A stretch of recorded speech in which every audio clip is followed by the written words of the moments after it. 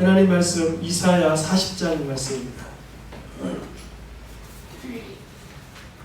이사야 40장 1절에서 8절까지 말씀입니다.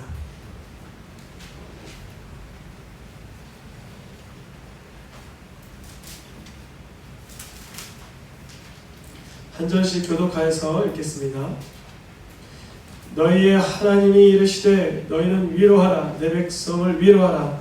너희는 예루살렘의 마음에 닥도록 말하며 그것에게 외치라. 그 노예의 배가 남고 그 제한이 사함이 많습니다. 그의 모든 죄로 말미암아 여호와의 손에서 벌을 받았느니라 하시니라. 외치는 자의 소리여 이르되 너희는 광야에서 여호와의 길을 예비하라. 사막에서 우리 하나님의 대로를 평탄하게 하라. 골짜기마다 누워지며 산마다 언덕마다 넘어지며 고르지 않는 곳이 평탄하게 되며 험한 곳이 평지가 될 것이요. 여호와의 영광이 나타나고 모든 육체가 그것을 함께 보리라. 이는 여호와의 입이 말씀하셨느니라. 말하는 자의 소리여 이르되 내가 무엇하였으리까 하니 이르되 모든 죄는 이요 그의 모든 아름다운 내가 같으니 푸른 마르고 꽃을 시듬은 여호와의 기운이 그 위에 붐이라. 이 백성은 실로 후요라. 푸른 마르고 꽃은 시드나 우리 하나님의 말씀은 영원히 서리라. 아멘. 7월 여름을 맞이하여 같이 읽어보겠습니다. 여름 동안에 예비하라 라는 주제로 한 달 말씀이 이어집니다. 이 말씀이 어디서 발췌되었냐면 잠언 말씀에서 개미가 여름 동안에 양식 준비하죠. 근데 여름에 보면 양식이 많습니까? 여름엔 양식 없습니까? 양식 참 많아요. 그런데 개미는 나중에 것을 예비하니 그것을 배우라 그러는 것입니다.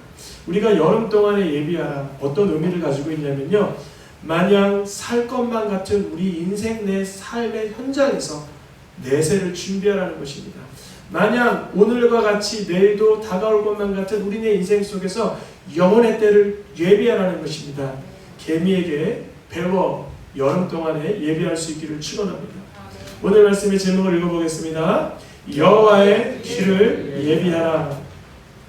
여호와의 길을 예비하라. 오늘 말씀이 끝날 때쯤 되면 이 말씀의 제목의 의미를, 이사야 40장 말씀의 의미를 쉽게 알게 되기를 축원합니다. 이사야서는, 우리 오늘 읽었던 이사야서는 1장부터 66장까지 있는데요, 이사야서는 구약의 모든 선지자 예언서의 집합체로 볼 수가 있어요. 모든 선지서와 예언서의 집합체, 그러니까 작은 호선지서나 또 선지서를 남기지 않은 모든 예언자들 뿐만 아니라 모든 성경 안의 예언서들을 이사야서 안에서 찾아낼 수도 있고, 다른 선지자들은 예를 들어 말라기 선지자는 이사야 선지자의 예언을 갖다가 사용합니다. 이사야서는 구약에서만 집합체가 아니라 신약의 마지막 말씀이 어디죠? 요한 계시록의 종말의 말씀까지 함축하고 있는 예언서의 종합본, 선지서의 집합체로 볼 수 있습니다. 우리가 잘 알고 있는 예수님의 동정녀 탄생, 어디에 기록되어 있죠? 이사야에 기록되어 있죠. 이사야의 9장의 말씀을 예수님이 그대로 이루신 것이죠. 이사야 마지막 새하늘과 새 땅의 말씀은 또 계시록의 말씀에서 다시 한번 반복을 하고요. 그러니까 예수님의 동정녀 탄생부터 요한계시록 끝장에 이르기까지 내용을 다 가지고 있는 게 어디라고요? 이사야 말씀이에요. 그래서 때로는 어렵게 읽어지기도 하지만 사실은 이사야 말씀처럼 우리에게 은혜가 되는 말씀도 없습니다. 이사야서에 등장한 예언의 말씀들은 대부분 예수님이 성취하셨습니다. 예수 그리스도의 생애 가운데서, 예수 그리스도의 십자가 사건 가운데 성취가 되거나 아니면 이제 계시록에서 재반복하여서 예언되거나 다시 이루어질 말씀으로 준비되고 있습니다. 이사야 선지자가 활약했던 때가 언젠가 보니까 우리가 역사를 잠깐 들여다보면 이스라엘이라는 나라가 북쪽의 이스라엘과 남쪽의 유다로 잠깐 갈라진 적이 있었습니다. 그때 북쪽의 이스라엘이 먼저 망하려고 준비 중에 있는데, 어떤 준비? 우상을 섬기고 죄를 범하는 그 망하는 가운데 있는데, 이사야가 그 직전부터 BC 722년 직전부터 활약을 합니다. 어떻게 해요? 너희들 우상 계속 섬기고 범죄하고 하나님 앞에서 못된 짓 하면 망할 거야 라고 예언적 선포를 합니다. 그런데 실제로 이사야는 남쪽 유다에서 활약을 했는데, 북쪽의 이스라엘을 예언한 그대로 아수리아가 쳐들어와서 그네 나라를 포로로 잡아가고 뒤섞어버리고 나라가 존재조차가 없어지는 상황이 됩니다.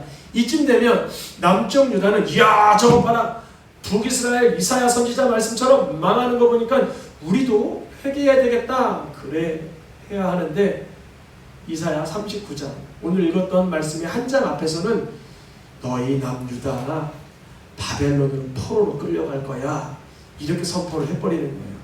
아니, 위로를 받고 싶고 우리는 잘한다라고 말 듣고 싶은데 너희들 바벨론으로 끌려갈 거야 라고 39장에 말하고 있는 것입니다.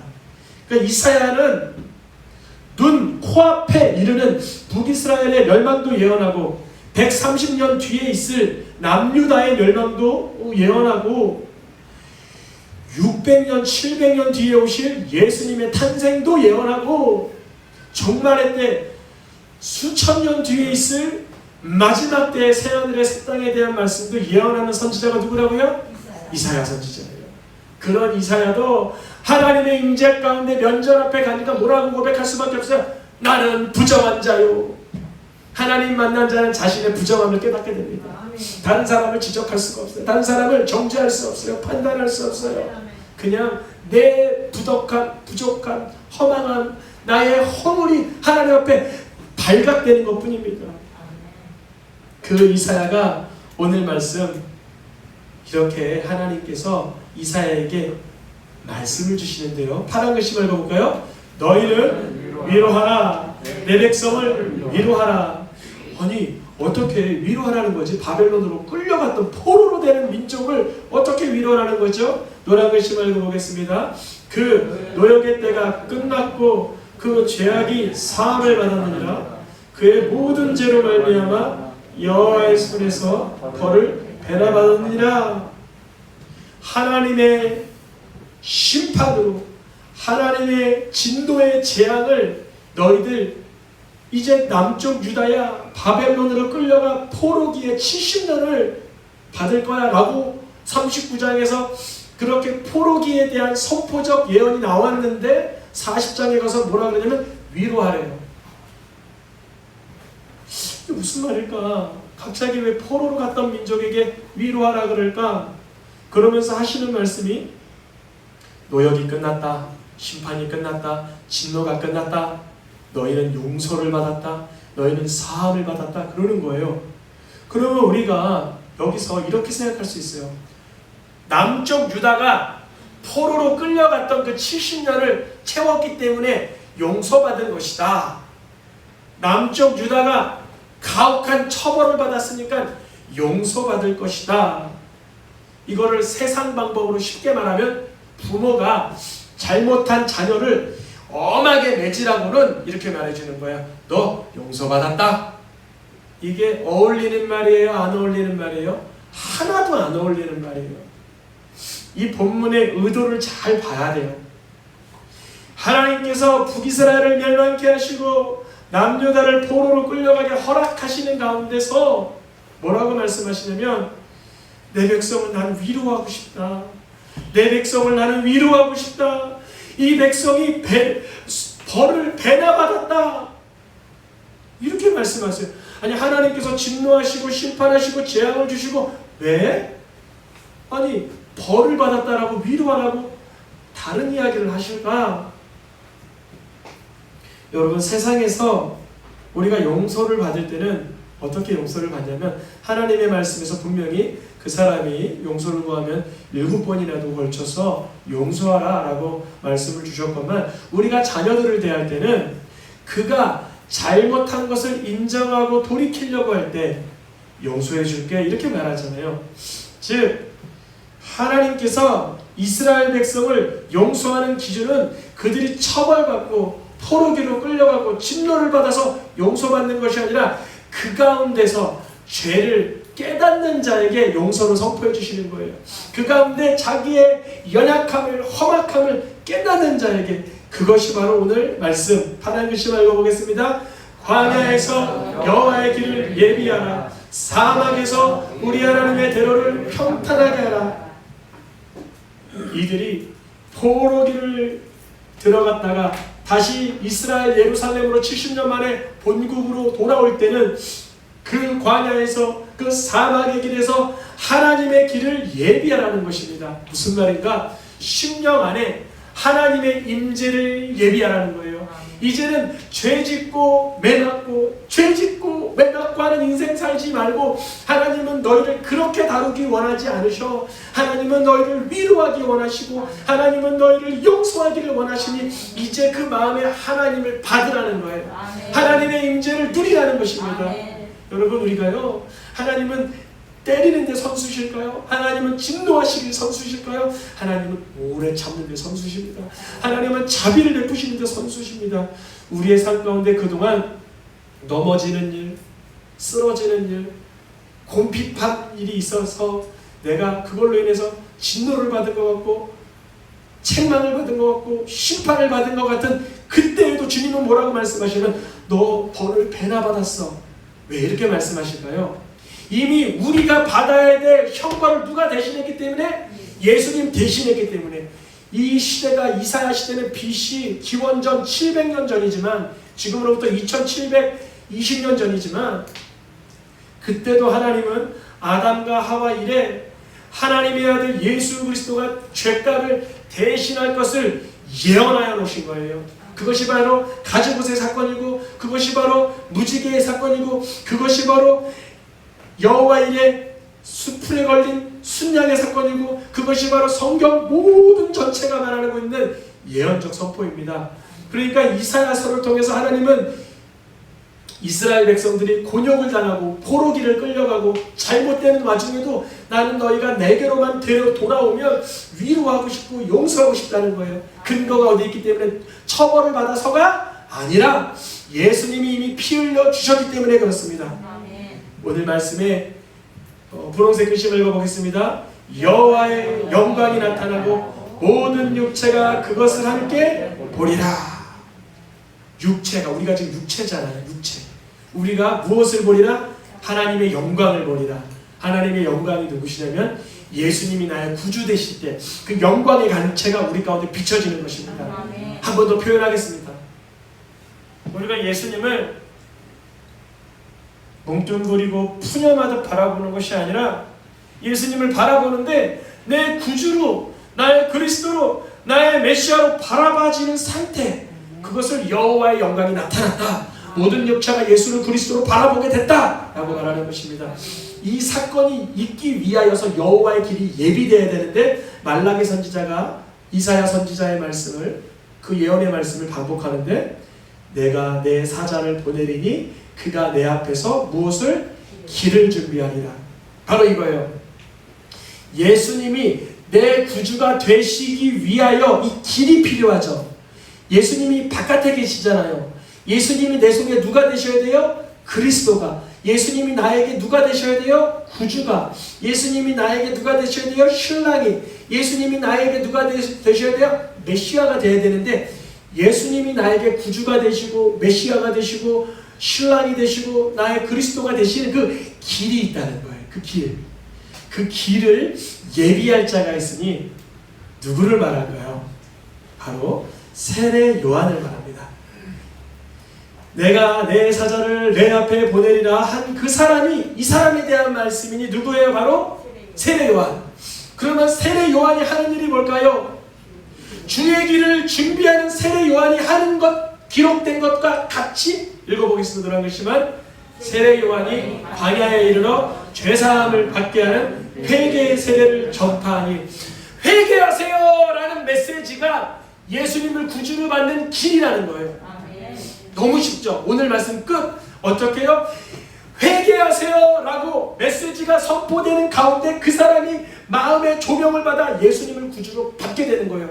그 메시지 위에서 우리는 좋은 말 하고 싶잖아요.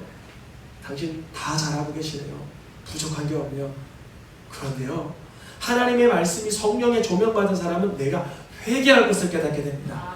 내가 하나님 께 앞에 내려놓을 것을, 고쳐야 할 것을, 부서져야 할 것을, 낮아져야 될 것을 바라보게 된다는 거예요. 그 일을 누가 했어요? 세례 요한이 하는 거예요. 세례 요한이 너희는 주의 길을 준비하라. 마음에 하나님을 받을 준비, 심령에 예수님을 구주로 받을 준비, 그 길이 굳게 되어야 되는데 그 방법이 뭐냐면 세례 요한이 사람들에게 여러분 회개하세요. 죄를 버리세요. 추악함을 버리세요. 악독함을 버리세요 라고 선포했던 그 말씀이 주의 길이 예비되는 것입니다. 그러니까 이스라엘 민족, 유다 민족이 바벨론의 포로로 갔다가 자기네 고향으로 70년 만에 돌아올 때 주의 길을 예비하라는 건 뭐냐면 이야 우리가 형벌 받았으니까 용서받았다 우리 집으로 돌아가야지 이렇게 마음 먹으라는 것이 아니라 내가 받을 형벌을 이미 하나님께서 다 담당하시고 날 용서해 주셨으니 내 마음을 이제 세상으로 돌리지 않고 하나님께 돌아가야 되겠다라는 마음을 가지라는 거예요. 그게 바로 이사야의 말씀이었던 것이고 오늘날 우리에게 더 분명해졌죠. 어떻게 해요? 하나님의 말씀이 우리 가운데 들어오면요 예수님이 내 속에 오실 길이 예비되는데 이 아이가 누굴까요? 세례 요한. 세례 요한은 무슨 길을 준비한다? 주 앞에 앞서가서 누구를? 구원의 길을 준비하는 자다. 그가 무엇을 알려준다? 분홍색 글씨만 읽어보겠습니다. 죄사함으로 말미암은 구원을 알게 하리니. 우리가 하는 분량은 여기까지예요. 우리가 세상 나가서 전도하자 그러잖아요. 그러면 여기까지 하는 거예요. 그러면 이 사람이 죄 용서 받아야 되나? 내가 죄인이었나? 내가 피조물이었구나. 잠시 사는 인생이었네. 영원의 때가 있구나 라고 주의 길을 예비하는 선포를 하면 그 속에서 주의 길이 예비된 자에게 그 속에서 모든 육체가 누구를 보리라? 하나님의 구원하심을 보리라. 하나님의 구원하심이 누굴까요? 바로 말씀이 육신이 되어 이 땅에 오신 예수 그리스도께서 하나님의 영광을 가지고 내려오신 것입니다. 그래서 도마는 뭐라 그래요? 예수님을 향하여? 예수님은 나의 주님이요 나의 하나님이다라고 번역을 합니다. 나의 하나님이십니다. 예수님은 지금 부활체이시긴 하지만 여전히 예수님이죠. 예수님을 보면서 내 주님이요 나의 신이십니다. 나의 하나님이십니다 라고 말하는 것입니다. 우리가 주의 길을 이 여름 동안에 예비하시길 축원합니다. 그 뜻은 무슨 뜻이냐? 내 마음 가운데 예수님이 더 자리하기 위해 회개하고 예수님이 내 마음의 구주가 되기 위해서 말씀을 받아 누리라는 거예요. 다른 사람에게 대하여서는 그 사람이 회개할 수 있도록 말씀을 전해주고 그 사람이 알 수 있도록 하나님의 말씀을 선포해주고 그 길이 예비될 수 있도록 우리가 조력하는 것입니다. 지난주에도 어떤 분과 이렇게 대화 나누다가 너무 감사하더라고요. 성령의 임재가 있었어요. 전화로 하는데도 불구하고 그래서 바깥에서는 새소리가 빽빽빽빽빽 소리 들리면서 제가 그랬어요. 어떻게 하면 되냐 물어보시길래 제가 그랬어요. 예수님의 이름으로 기도하면 예수님이 이루십니다. 그랬어요.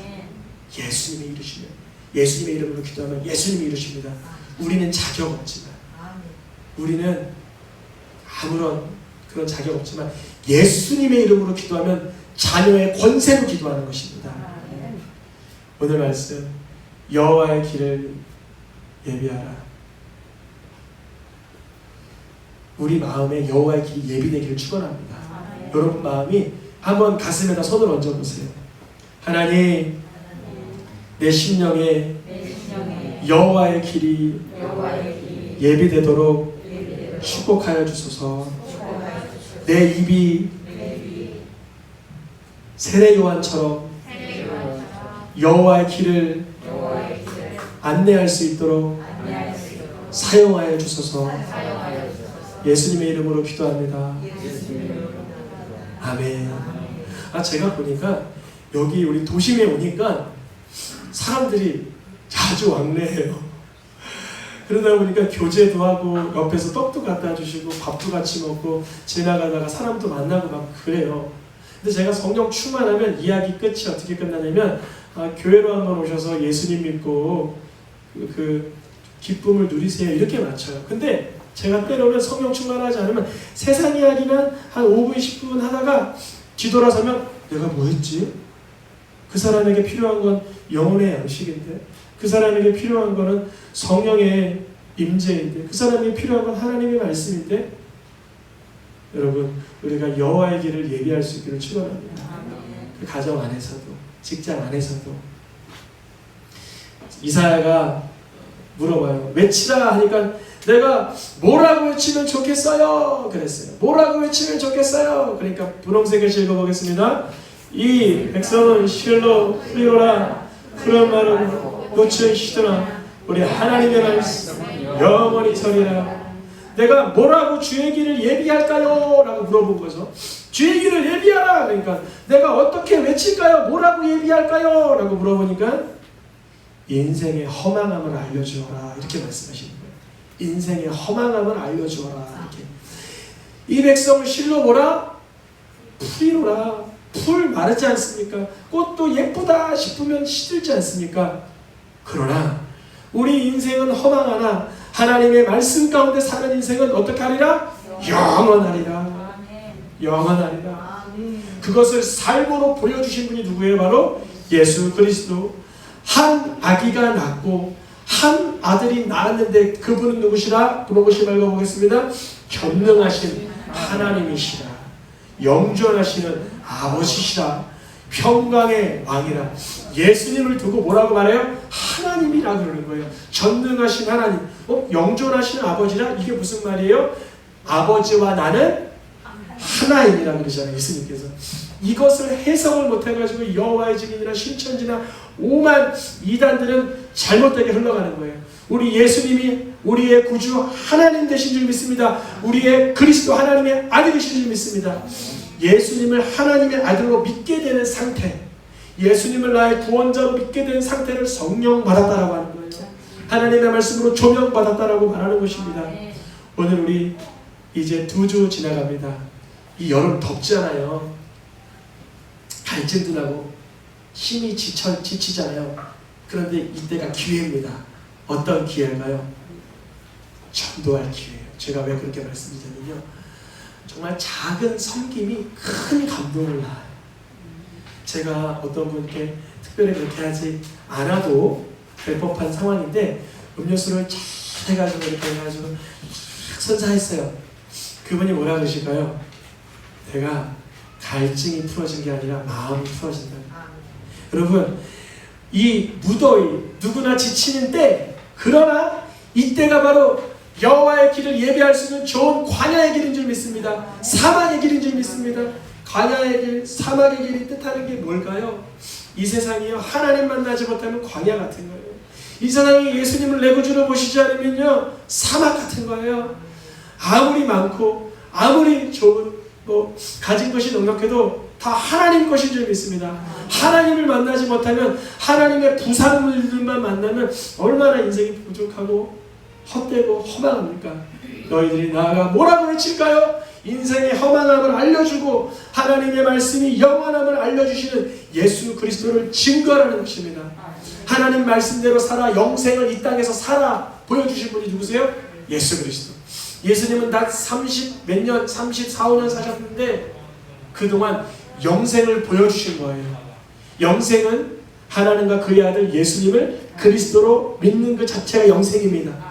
예수님을 그리스도로 만난 것 자체, 예수님을 나의 구주로 영접한 그 자체, 예수님을 모시고 사는 인생 그 자체가 영원한 생명을 지금 이 순간 누리고 있는 줄 믿습니다.